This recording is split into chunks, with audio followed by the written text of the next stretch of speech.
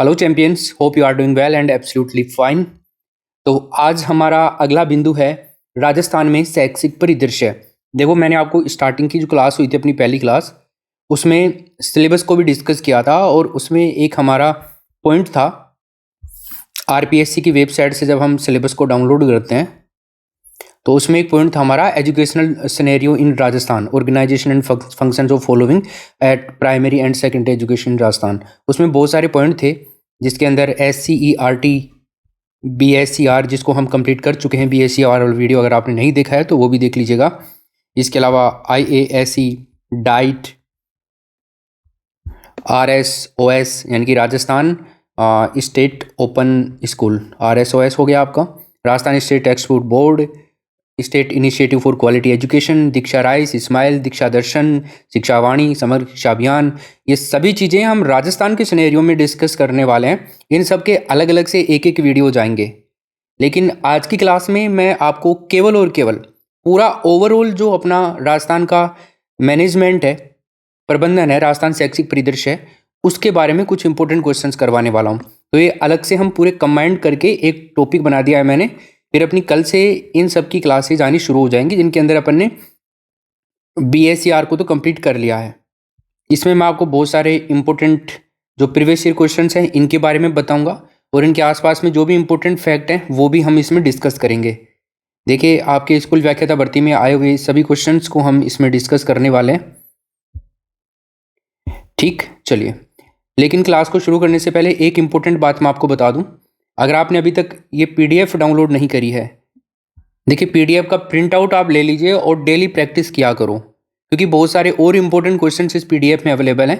तो RPSC Hindi app पे आपको ये वाला दिखेगा कोर्स, इस कोर्स को आपको ज्वाइन करना है और यहाँ पर आप ये मॉड्यूल देख सकते हो। इसमें सारे इंपॉर्टेंट जो भी क्वेश्चन आपको पढ़ाए जाते हैं वो तो हैं ही, उसके अलावा आपको यहाँ पे इसके अंदर 10 मॉडल पेपर और दिए गए हैं। तो RPSC हिंदी ऐप पे ये उपलब्ध है, इसको ज्वाइन करें।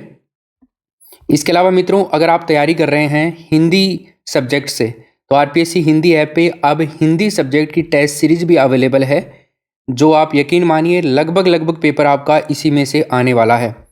तो इसके अंदर ये मात्र 179 में है अभी, बाद में इसका प्राइस और इंक्रीज हो जाएगा। तो अभी के लिए आप लॉन्च हुई है तो आप इसको ले लीजिए।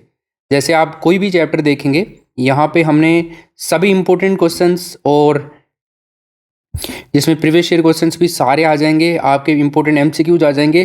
सबसे बड़ी बात है कि हर एक प्रश्न की व्याख्या बहुत ही शानदार तरीके से यहाँ पे चारों ऑप्शन की गई है हर एक क्वेश्चन के अंदर। तो बहुत सारे इंपॉर्टेंट क्वेश्चंस इसमें करवाए गए हैं, आप जाकर के यहाँ पे डेमो भी देख सकते हैं।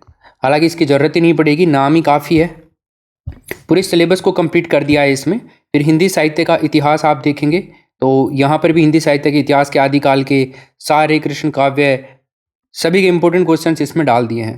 तो आप जरूर इसे ज्वाइन कर ले एक बारी और तैयारी को शुरू करें। तो फ्रेंड्स, अपना जो पहला प्रश्न है आज की क्लास का, वो है राजस्थान का सचिवालय कहाँ पर स्थित है। देखिए, अगर सचिवालय की जहाँ तक बात आती है ना, तो सचिवालय को कहा जाता है सचिवों का घर। क्या कहा जाता है भाई? सचिवों का घर कहा जाता है। क्यों? क्योंकि इसमें सभी प्रकार के जो सचिव होते हैं वो यहीं पर बैठते हैं और अपने काम को अंजाम देते हैं। इसके अंदर जो भी प्रशासनिक अधिकारी होते हैं, चाहे वो IAS लेवल के हों चाहे वो RAS लेवल के हों, सभी कर्मचारी कार्य करते हैं इसमें। सचिवालय का मुखिया की अगर बात करें कि सचिवालय का जो मुख्य सचिव होता है वो ही इसका क्या होता है? मुखिया होता है। सचिवालय का मुखिया हो गया।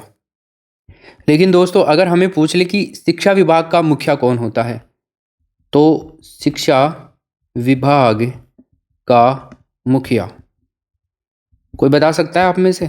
शिक्षा विभाग का मुखिया, प्रमुख शासन सचिव। प्रमुख शासन सचिव जो होता है ये आपका शिक्षा विभाग का मुखिया होता है, जिसे शिक्षा सचिव भी कहा जाता है। और ये IAS लेवल का अधिकारी होता है, ये भी ध्यान रखिएगा। अब हमें प्रश्न पूछा है कि बताइए राजस्थान का सचिवालय कहाँ पर स्थित है। तो राजस्थान का सचिवालय आप सब जानते हैं, जयपुर में स्थित है। नंबर 1 ऑप्शन होगा। अगला प्रश्न देखिए, निम्नलिखित में से ISCERT के परिषद का प्रभाग नहीं है। ये 2024 में आया हुआ क्वेश्चन है आपका संस्कृत डिपार्टमेंट वाली एग्जाम में। तो बताइए। देखिए दोस्तों, अगर हम ISCERT की बात करते हैं तो एक समिति थी जिसका नाम था मेहरोत्रा समिति। मेहरोत्रा समिति, इस समिति की सिफारिश पर या अनुशंसा पर SIERT की स्थापना करी गई थी उदयपुर में। और इसके जो प्रमुख कार्य होते हैं ना, उनमें एक इम्पोर्टेंट कार्य तो होता है शैक्षिक अनुसंधान करना। क्या करना?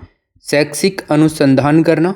दूसरा जो इम्पोर्टेंट कार्य होता है वो होता है, जैसा कि अपन ने बात करी थी BSc वाली जो क्लास थी अपनी माध्यमिक शिक्षा बोर्ड की, पाठ्यक्रम का निर्माण जो है अब वो SIERT को दे दिया गया है। और एक काम होता है इसका अकादमिक निर्देशन। ये सारे इंपॉर्टेंट काम होते हैं ISERT के। क्लियर है? चलो, तो अब हमारा इस क्वेश्चन का जो आंसर होगा वो होगा आयोजना प्रबंधन एवं वित्त विभाग, ऑप्शन नंबर बी। ये नहीं है, बाकी जनसंचार सेवा प्रभाग भी है, शैक्षिक सर्वेक्षण अनुसंधान एवं नीति परिप्रेक्ष्य प्रभाग भी है, और शिक्षक शिक्षा प्रभाग भी है इसके पास में। अगला देखिए क्वेश्चन नंबर 3, और बताइए निम्नलिखित में से किन सेवारत अध्यापकों को उच्च शिक्षा संस्थान यानी कि IASE प्रशिक्षण प्रदान करता है? क्या होगा क्वेश्चन नंबर 3 में राइट आंसर? देखो ये प्रश्न बहुत इंपॉर्टेंट है, एग्जाम में छपने लायक क्वेश्चन है। तो इसका जो उत्तर होगा अपना मित्रों वो होगा शाला व्याख्याता, और जो आपके द्वितीय श्रेणी अध्यापक होते हैं सीनियर टीचर सेकंड ग्रेड, वो हो जाएगा। तो इसमें करेंगे हम बी ऑप्शन। क्वेश्चन नंबर 4 देखेंगे, जिला शिक्षा एवं प्रशिक्षण संस्थान में निम्नलिखित में से कौन सा प्रभाग कार्य रूप में नहीं है? बताइए। शैक्षिक प्रौद्योगिकी, स्त्री शिक्षा, सेवा पूर्व अध्यापक शिक्षा और योजना एवं प्रबंधन। तो यहां पर जो प्रभाग है वो है स्त्री शिक्षा, बी ऑप्शन। क्वेश्चन नंबर 4 में बी ऑप्शन माना गया था RPSC की तरफ से। अगला प्रश्न है दोस्तों अपना, और इसमें हमसे पूछ रहा है कि बताइए वर्तमान में एकीकृत स्कूल शिक्षा संकुल प्रणाली में ब्लॉक स्तर पर प्रशासनिक अधिकारी होगा। अब आपके दिमाग में क्वेश्चन आ रहा होगा, सर ये सीन क्या है एकीकृत स्कूल शिक्षा संकुल? तो जैसा कि हमने पहले भी बात करी थी, इंटीग्रेटेड स्कूल एजुकेशन आप क्लस्टर सिस्टम जिसको हम बोल सकते हैं, इनकी शिक्षा विभाग के जो ब्लॉक हैं, जिला हैं और संभाग स्तर है, उन सबके प्रशासनिक ढांचे को मजबूत करने के लिए बनाई गई है एकीकृत स्कूल शिक्षा संकुल प्रणाली, जिसके अंदर क्या होता है शिक्षा के सभी पहलुओं को एक साथ एकीकृत किया जाता है, इंटीग्रेटेड किया जाता है, और सभी लेवल के जो स्कूल हैं उनको एक साथ मिलकर के काम करने के ऊपर भी फोकस किया जाता है इसमें। तो क्वेश्चन नंबर 5 में हमारा उत्तर होगा दोस्तों ऑप्शन नंबर पहला, मुख्य ब्लॉक शिक्षा अधिकारी CBEO, यानी कि आप कह सकते हो चीफ ब्लॉक एजुकेशन ऑफिसर। अगला क्वेश्चन देखिए, अगला यहाँ पे आपको एक वन लाइनर क्वेश्चन दिया गया है, और इसमें पूछा गया है कि वर्तमान में एकीकृत स्कूल शिक्षा संकुल प्रणाली में राज्य स्तर का प्रशासनिक अधिकारी कौन होगा? तो कौन होगा इसमें? और एक प्रश्न है वर्तमान में एकीकृत स्कूल शिक्षा संकुल प्रणाली में संभाग स्तर का प्रशासनिक अधिकारी कौन होगा? तो ये दो इंपॉर्टेंट क्वेश्चन भी आपसे यहाँ पर पूछे जा सकते हैं, तो इनके हम आंसर करते हैं। यहाँ पर तो जो उत्तर होगा दोस्तों वो होगा प्रमुख शासन सचिव, तो इसको इंपॉर्टेंट याद रखना। इसके अलावा यहाँ पे जो हमारा आंसर होगा वो होगा संयुक्त सचिव, संयुक्त सचिव। अगला क्वेश्चन है देखिए, राजस्थान माध्यमिक शिक्षा निदेशालय बीकानेर ने स्वतंत्र रूप से कार्य प्रारंभ किया, कब किया था? आंसर कर देंगे हम सिंपली इसके अंदर ऑप्शन नंबर 1998, ऑप्शन नंबर पहला 1998। अगला प्रश्न देखिए, प्रारंभिक शिक्षा के विद्यालयों का पंचायत स्तर पर नया पद सृजित किया गया, उस पदाधिकारी को क्या कहा जाता है? देखिए ये वेरी इंपॉर्टेंट क्वेश्चन है, 3 स्टार लगाया जा रहा है, तो ये प्रश्न आपके दिमाग में छप जाना चाहिए बढ़िया तरीके से। लेकिन एक और प्रश्न है आपके लिए यहाँ पे, एकीकृत शिक्षा संकुल पद्धति में जिला स्तर का सर्वोच्च पदाधिकारी कौन होता है? तो एकीकृत शिक्षा संकुल पद्धति में जिला स्तर का जो सर्वोच्च पदाधिकारी होता है दोस्तों वो होता है CDEO। दोस्तों ये एक हाई रैंकिंग ऑफिसर होता है जिसकी फुल फॉर्म होती है चीफ डिस्ट्रिक्ट एजुकेशन ऑफिसर, यानी कि मुख्य जिला शिक्षा अधिकारी। अच्छा, इस प्रश्न का उत्तर क्या होगा 7 नंबर के प्रश्न में? इसमें उत्तर होगा PEEO, ऑप्शन नंबर फर्स्ट इसमें करेंगे अपन, क्योंकि ये क्या होता है, आप पंचायत एलिमेंट्री एजुकेशन ऑफिसर होता है, तो इसको हम कह सकते हैं दोस्तों पंचायत एलिमेंट्री एजुकेशन ऑफिसर। ठीक है, चलिए नेक्स्ट प्रश्न है अपना, भारत में कितनी डाइट को सेंटर ऑफ एक्सीलेंस बनाने की कार्य योजना है, टोटल कितनी है? तो इसमें जो टोटल संख्या है दोस्तों, ये नंबर याद रखना 613, तीसरा ऑप्शन। 9 नंबर का प्रश्न है, देखो आज मैं ज़्यादा आपको इसलिए नहीं समझा रहा हूँ क्योंकि आपको कुछ इंपॉर्टेंट क्वेश्चंस देखने हैं यहाँ पे। उसके अलावा जब हम राजस्थान में शैक्षिक परिदृश्य को अच्छे तरीके से पढ़ेंगे एक एक चीज़ को लेकर के, जैसे डाइट को हम अलग से पढ़ेंगे, जैसे मैंने BSER पढ़ाया आपको, माध्यमिक शिक्षा बोर्ड अपन ने पढ़ा ना, उसमें बहुत बढ़िया ढंग से एक एक चीज़ को एक्सप्लेन किया गया है ना। RSTB पढ़ेंगे, RSOS पढ़ेंगे अपन, डाइट पढ़ेंगे, IASE पढ़ेंगे, स्माइल पढ़ेंगे, SIQE पढ़ेंगे, दीक्षा राइज पढ़ेंगे, शिक्षा दर्शन, शिक्षा वाणी, सब चीज़ें पढ़ेंगे। तो राजस्थान के परिप्रेक्ष्य में तो अपने को पढ़नी है सारे के, समग्र शिक्षा अभियान पढ़ेंगे। तो इन सब चीज़ों में एक एक चीज़ को बढ़िया ढंग से डिस्कस करेंगे। आज केवल आपको एक ओवरव्यू दिया जा रहा है कि बढ़िया ढंग से आपको तैयार करनी है, यहाँ से भी प्रश्न आता है एक हर बार एग्जाम में। ठीक, किस वर्ष में राजस्थान के 14 जिलों में प्रथम चरण के अंतर्गत डाइट की स्थापना की गई थी? ये भी देखो 2020 में आया हुआ है संस्कृत एजुकेशन डिपार्टमेंट वाली एग्जाम में। तो इस क्वेश्चन में देखो दोस्तों, अपना उत्तर हो जाएगा ऑप्शन नंबर जून 1995। ठीक है, 1995 फर्स्ट ऑप्शन। अगला प्रश्न देखिए, DIET as centre of excellence के रूप में राजस्थान की कितनी डाइटों को प्रथम चरण में चयनित किया गया? अब सेंटर ऑफ एक्सीलेंस के रूप में राजस्थान की जो डाइट है वो है टोटल 7। अच्छा दोस्तों, एक और प्रश्न मैं आपसे पूछता हूँ, मुझे आप बताइए राजस्थान में वर्तमान में टोटल शिक्षा संभाग कितने हैं? शिक्षा संभाग कितने हैं? वैसे तो हमारे राजस्थान में संभाग या फिर मंडल भी कह सकते हो इनको अपन, तो संभाग टोटल हम देखें तो 7 हैं वर्तमान में। तो अगर शिक्षा संभाग यहाँ पर पूछे जाएं आपसे तो क्या बताओगे? देखो 2 जून 2013 में 2 नए संभाग बनाए गए थे। ये क्वेश्चन भी मैं आपसे पूछूंगा, एक तो आपका बीकानेर और एक पाली। तो ये 2 नए शिक्षा संभाग बनाए गए। अब टोटल जो इनकी संख्या है वो है 9। ठीक है, उदयपुर, कोटा, अजमेर, भरतपुर, जयपुर, जोधपुर, चूरू, पाली और बीकानेर, इस तरह से ये टोटल कितने हैं? 9 हैं। इनमें सर्वाधिक जो जिले हैं ना वो उदयपुर मंडल में 6 जिले, सर्वाधिक जिलों वाला संभाग है वो, क्योंकि आपके इसी प्रकार से प्रश्न आएंगे एग्जाम में, तो इसी प्रकार से आपको करना है। ठीक है ना, चलो तो ये हो गया 7। अगला क्वेश्चन देखते हैं, राज्य में शिक्षकों को सेवारत प्रशिक्षण प्रदान करने की जो NEP 2020 है, इसके अंतर्गत नोडल एजेंसी बनाई गई। देखो ये प्रश्न वैसे इंपॉर्टेंट बन जाता है क्योंकि NEP 2020 को धीरे धीरे पूरे देश में बढ़िया ढंग से इंप्लीमेंट किया जा रहा है अब, तो इंपॉर्टेंट प्रश्न बन सकता है तुम्हारे लिए। देखिए RSCERT यानी कि राजस्थान राज्य शैक्षिक अनुसंधान एवं प्रशिक्षण परिषद, कहाँ पे भाई? हम बात कर चुके हैं उदयपुर। प्रमुख कार्य क्या है इसके? क्लास 1 से लेकर के 12वीं तक के लिए पाठ्यक्रम का निर्माण करना, पुस्तकों का लेखन करना, शिक्षकों को प्रशिक्षण देना, अनुसंधान करना और विद्यार्थियों के कैरियर में मार्गदर्शन करना, ये सारे RSCERT के काम हैं। नेक्स्ट प्रश्न देखिए, राजस्थान में एकीकृत स्कूल शिक्षा संकुल पद्धति कब लागू की गई? तो राजस्थान में एकीकृत स्कूल शिक्षा पद्धति जो है वो लागू करी गई थी साथियों 8 अगस्त 2018 को। क्वेश्चन नंबर 13 देखिए, बताइए शिविरा के एक शैक्षिक सत्र में कितने अंक प्रकाशित होते हैं?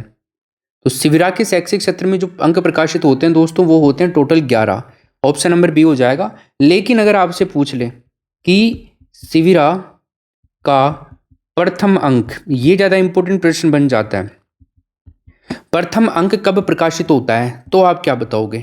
तो प्रथम अंक जुलाई महीने के अंदर प्रकाशित होता है दोस्तों, याद रखना जुलाई माह में। ठीक, नेक्स्ट प्रश्न देखिए, NCERT की स्थापना कब की गई थी? देखो एक तो आपको NCERT की फुल फॉर्म भी पता होनी चाहिए। इसको हम हिंदी में तो क्या कहते हैं दोस्तों? इसको हम हिंदी में तो कहते हैं राष्ट्रीय शैक्षिक अनुसंधान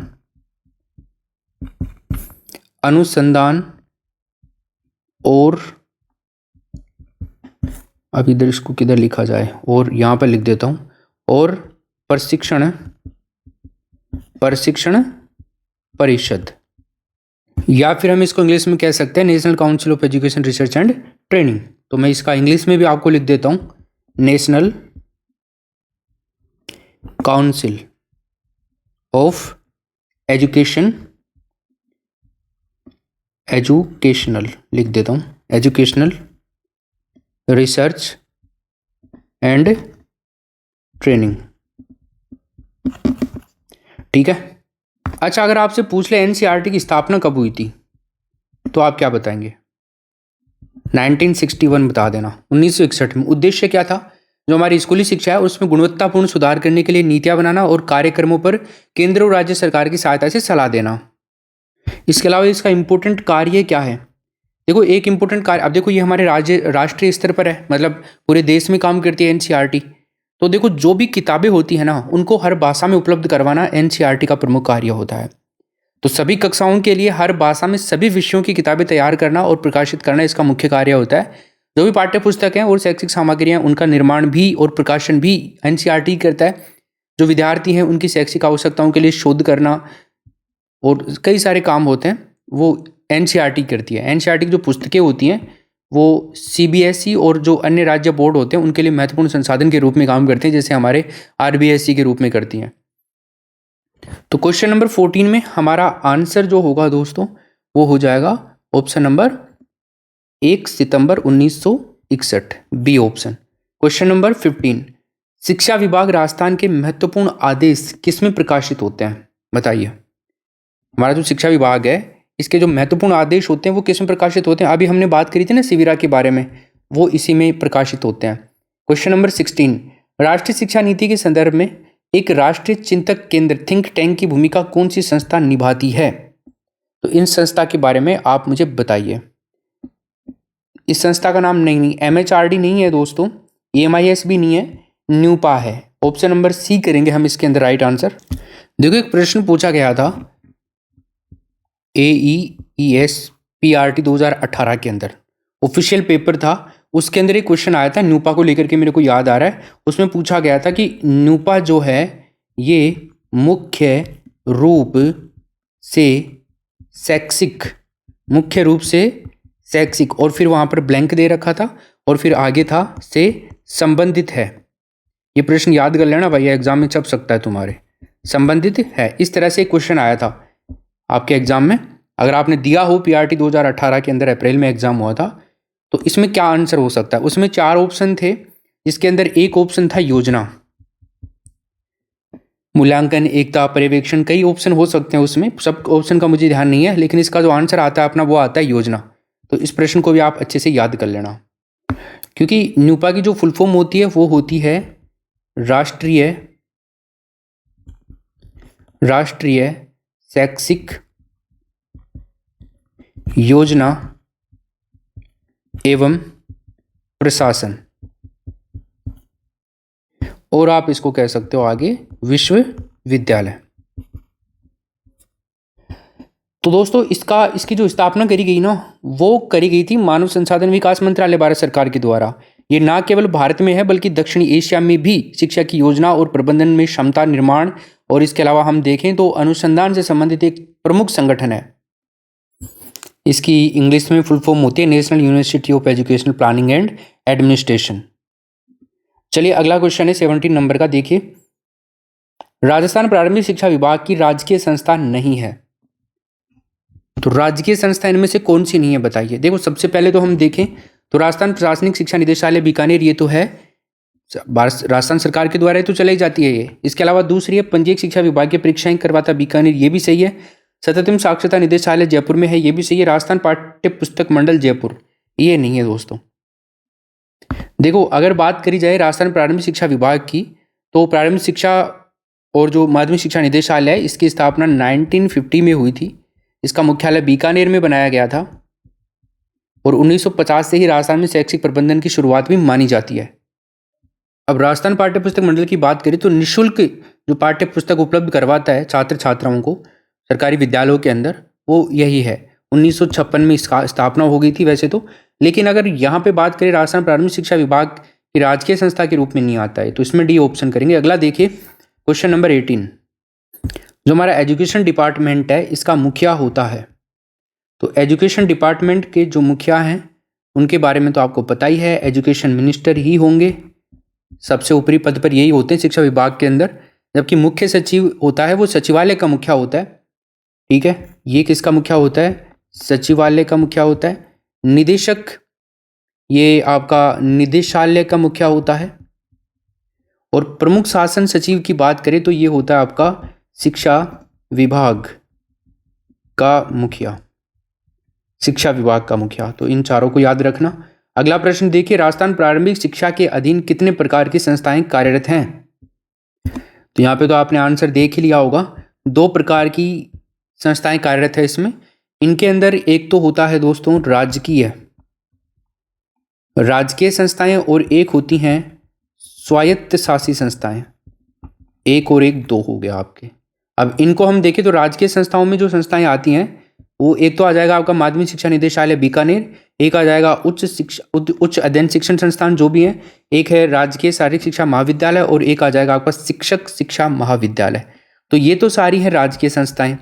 अब हम स्वायत्त शासी संस्थाओं के बारे में बात करें तो इसमें एक तो राजस्थान माध्यमिक शिक्षा बोर्ड आ जाएगा, राजस्थान माध्यमिक शिक्षा परिषद आ जाएगी, राजस्थान स्टेट ओपन स्कूल आ जाएंगे, भारतीय स्काउट एवं गाइड आ जाएगा और बालिका शिक्षा फाउंडेशन आ जाएगा। इसमें ये स्वायत्त शासी संस्थाएं हैं। अब आपके दिमाग में क्वेश्चन आ रहा होगा, सर ये स्वायत्त शासी संस्था क्या होती है? लेकिन देखो शब्द के अंदर ही इसका अर्थ छिपा हुआ है, जिसको हम ऑटोनोमस बॉडी भी कह सकते हैं इंग्लिश में कहें तो। देखो ये एक ऐसी संस्था होती है, ऐसी ऑर्गेनाइजेशन होती है जो सरकार की एजेंसी या फिर उसके द्वारा अधिकृत होती है। लेकिन मैं कहूँ तो सरकार के द्वारा इसके ऊपर कोई नियंत्रण नहीं होता है, ठीक है। और अपने कामकाज के लिए ये क्या होती है, स्वतंत्र रूप से निर्णय ले सकती हैं। हालांकि निर्णय सरकार के द्वारा ही किया जाता है जो भी यहाँ पर डिसीजन होते हैं, लेकिन कहने के लिए हम ये कह सकते हैं, बाकी काम तो हम सब जानते हैं कैसे क्या होते हैं।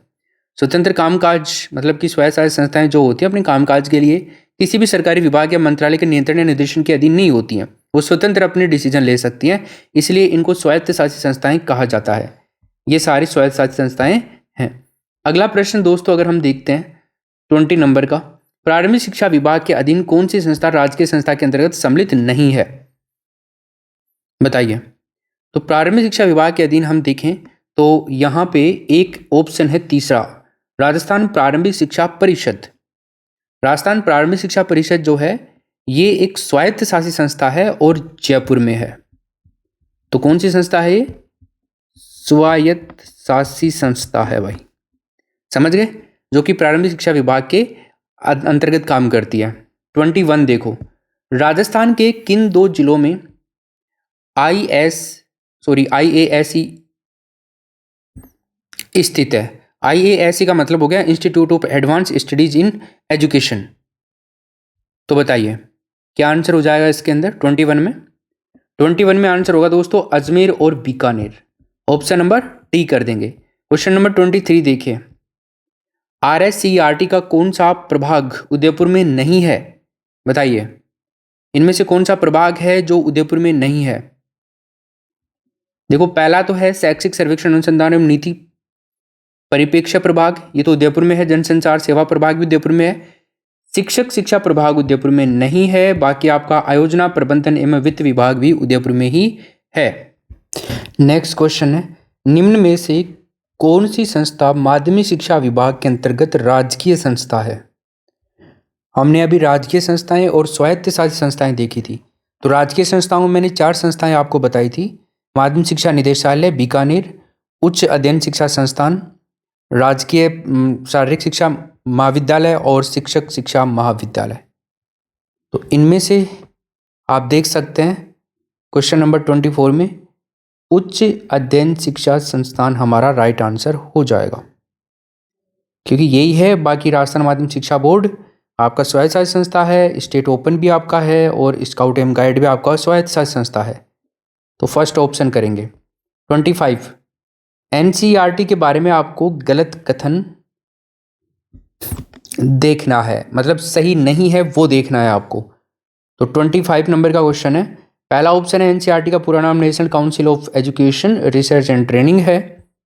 दूसरा ऑप्शन है इसकी स्थापना तत्कालीन शिक्षा मंत्री कालूराम जी माली के द्वारा नई दिल्ली में की गई थी। तीसरा ऑप्शन है एनसीईआरटी एक मुख्य प्रशासनिक निदेशक कहलाता है। चौथा है एनसीईआरटी एक राजकीय निकाय है। देखो आपको पता होना चाहिए एनसीईआरटी एक राजकीय निकाय नहीं है, स्वायत्त शासी निकाय है, तो ये कथन सही नहीं है। बाकी चारों कथन इसके सही हैं। ठीक। 26 देखिए, राष्ट्रीय स्तर का शिक्षा के क्षेत्र में सर्वोच्च संगठन है। अब राष्ट्रीय स्तर का शिक्षा के क्षेत्र में सर्वोच्च संगठन अगर पूछा जाए तो वो है आपका शिक्षा मंत्रालय हो जाएगा। इससे ऊपर भारत में कोई है नहीं एजुकेशनल डिपार्टमेंट के ऊपर। 27, पंजीयक शिक्षा विभागीय परीक्षाएं बीकानेर का कार्य नहीं है। तो बताइए इसमें क्या होगा आंसर? डीएलएड की परीक्षा, संगीत भूषण परीक्षा, संगीत प्रभाकर परीक्षा और प्रतिभा खोज परीक्षा। तो फ्रेंड्स इस क्वेश्चन के अंदर हमारा उत्तर होगा प्रतिभा खोज परीक्षा। ऑप्शन नंबर डी कर देंगे। 28 देखिए, राजस्थान माध्यमिक शिक्षा में माध्यमिक शिक्षा के गुणात्मक और मात्रात्मक ढांचे की बात करें तो इसमें सुधार के लिए किस संस्था की स्थापना करी गई? बताइए जी, कौन सी संस्था है वो? तो ये बात आती है दोस्तों राजस्थान स्कूल शिक्षा परिषद की। ऑप्शन नंबर बी करेंगे हम इसमें। 29 देखिए, Rajasthan state open school Jaipur से संबंधित तथ्य कौन सा नहीं है? इसकी स्थापना 21 मार्च 2005 जयपुर में हुई। 5 विषय का चुनाव किया जाता है इसमें। 5 विषय में 9 बार परीक्षा में बैठने की छूट होती है और प्रवेश की अधिकतम आयु सीमा 30 वर्ष है। देखिए मित्रों, यहाँ पर होगा अपना डी ऑप्शन राइट आंसर।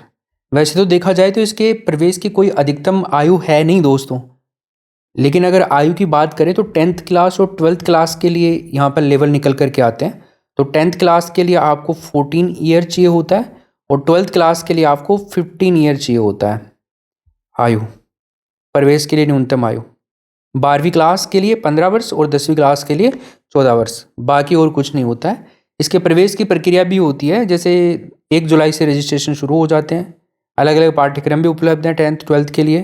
परीक्षा साल में 2 बार आयोजित की जाती है। इसमें लगभग 450 के आसपास केंद्र भी बनाए जाते हैं जहाँ पर एग्जाम्स करवाई जाती हैं। 30 नंबर का क्वेश्चन देखिए, राजस्थान माध्यमिक शिक्षा विभाग का कार्य इनमें से कौन सा नहीं है? पहला ऑप्शन है भाषाओं को प्रोत्साहन देना। दूसरा है शिक्षक शिक्षा का सुदृढ़ीकरण एवं संचालन करना। तीसरा है प्रारंभिक शिक्षा का विस्तार करना। चौथा है शैक्षिक प्रबंधन व प्रशासन का दायित्व है। तो 30 नंबर का जो प्रश्न है अपना, इसमें आंसर होगा दोस्तों ऑप्शन नंबर तीसरा, प्रारंभिक शिक्षा का विस्तार करना। ये माध्यमिक शिक्षा विभाग का कार्य नहीं है। अगला क्वेश्चन देखिए, PMIS का पूरा नाम आपसे पूछ रहा है। तो PMIS का पूरा नाम जो है दोस्तों वो है project management information system. Option number तीसरा करेंगे हम इसमें। अगला क्वेश्चन देखिए, राजस्थान मदरसा बोर्ड की स्थापना कहाँ की गई? तो अगर राजस्थान मदरसा बोर्ड के बारे में आपसे प्रश्न पूछ ले तो हम बताएंगे ऑप्शन नंबर तीसरा, जयपुर में की गई और प्रारंभिक शिक्षा विभाग के अधीन एक स्वायत्त शासी संस्था के रूप में है। ये स्थापना की गई थी 27 जनवरी 2003 के अंदर जयपुर में। 33 देखिए, प्रारंभिक शिक्षा निदेशालय ने स्वतंत्र रूप से कब से कार्य करना प्रारंभ किया था? तो स्वतंत्र रूप से जो कार्य करना प्रारंभ किया था इसने, वो किया था 1 जनवरी 1998, बी ऑप्शन हो जाएगा। इसके अलावा 2 अक्टूबर 2010 से ग्रामीण क्षेत्र की प्रारंभिक शिक्षा पंचायती राज जो संस्थाएं हैं उनको ट्रांसफर कर दी गई थी, लेकिन इसका पैतृक विभाग जो है वो अभी भी प्रारंभिक शिक्षा विभाग ही रखा गया है। मुख्य डिसीजन वहीं से होते हैं। अगला क्वेश्चन है, कौन सी संस्था 8वीं बोर्ड परीक्षा की नोडल एजेंसी के रूप में कार्य कर रही है? तो वो कौन सी संस्था है भाई? देखो अब यहां पर संस्था की बात करी जाए तो ये संस्था है पंजीयक शिक्षा विभाग की परीक्षाएं बीकानेर। ऑप्शन नंबर बी करेंगे।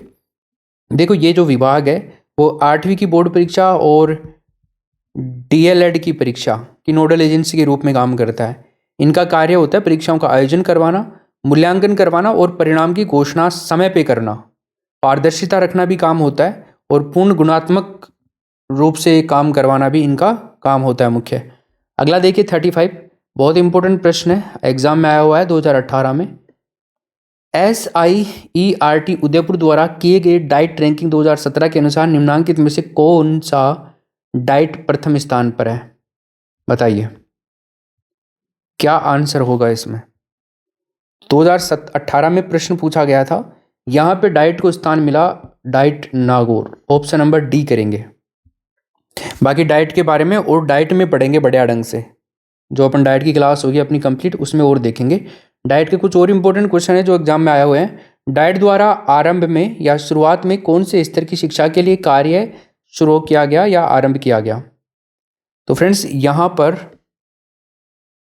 ऑप्शन नंबर राइट आंसर होगा प्रारंभिक शिक्षा के लिए। ठीक है, नेक्स्ट क्वेश्चन देखिए अब आप, 37 नंबर का क्वेश्चन है। IAS ECTE एवं सभी जिलों की जो डाइट्स हैं उनको शैक्षिक मार्गदर्शन एवं संबलन प्रदान करने हेतु राज्य की नोडल एजेंसी के बारे में बता दीजिए।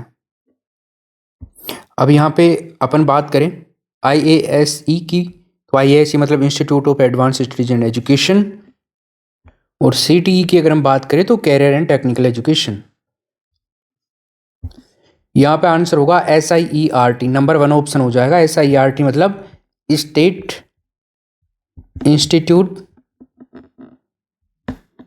Institute of education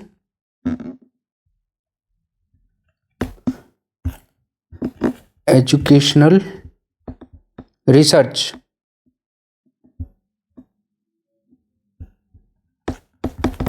and training. Option number क्या हो जाएगा हमारा इसमें? First option. नेक्स्ट क्वेश्चन देखिए, प्राथमिक स्तर के शिक्षकों को तैयार करने हेतु पाठ्यक्रम में पाठ्य पुस्तकें तैयार करने वाली नोडल संस्था कौन सी है? तो मित्रों इसका नाम है Rajasthan state council of education and research and training, Udaipur. Clear है? अगला क्वेश्चन देखिए, राजस्थान में विद्यालय एवं अध्यापक शिक्षा के योजना निर्माण, क्रियान्वयन एवं मूल्यांकन के लिए सर्वोच्च शैक्षिक संगठन है या एकेडमिक ऑर्गेनाइजेशन, इनमें से कौन सा है? बताइए क्या उत्तर होगा इसमें 39 में। तो इसमें भी दोस्तों SIERT हमारा करेक्ट आंसर होगा। 40 नंबर का क्वेश्चन देखिए, राजस्थान कौन कौन से नए शैक्षिक मंडल या संभाग बनाए गए हैं राजस्थान के अंदर? तो ये क्वेश्चन, चलो 2 ऑप्शन हैं यहाँ पे, इनमें ही राइट आंसर है, वैसे तो इनमें ही है। अभी थोड़ी देर पहले भी अपन ने डिस्कस किया था, बीकानेर और पाली। ऑप्शन नंबर बी हो जाएगा।